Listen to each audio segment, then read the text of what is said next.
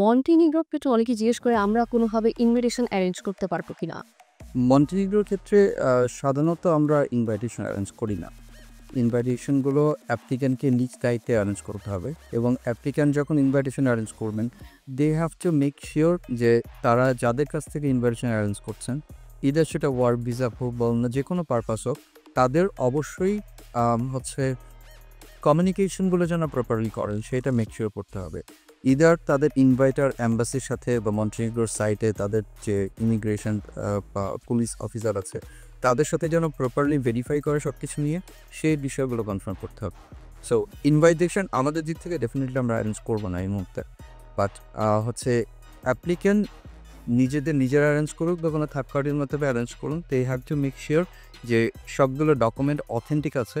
It is their responsibility to confirm যে document authentic আছে এবং যেই পার্টি থেকে ইনভাইটেশন নিচ্ছে তারা বিভিন্ন সময়ে অ্যাম্বাসি বা অন্যান্য ইমিগ্রেশন বা অন্য যে কোনো থার্ড পার্টির সাথে প্রপারলি কোঅর্ডিনেট করবে ভিসা অ্যাপ্রুভালের উপরে। কারণ মন্টিনিগ্রোর ক্ষেত্রে প্রসেসটা হচ্ছে অ্যাপ্রুভালের উপর ডিপেন্ড করেই ভিসাটা হবে। সো ইনভাইটিং কোম্পানি হোক বা ইন্ডিভিজুয়াল হোক, তারা যদি প্রপার কমিউনিকেশন না করে, কারণ এটা তাদের দায়িত্ব অ্যাপ্রুভালটা করানো। সো তারা যদি প্রপার কমিউনিকেট না করে তাহলে ভিসা আনপ্রসেস থাকবে, অ্যাম্বাসিতে পড়ে থাকবে অথবা টাইম অনেক অনেক লেন্দি হবে।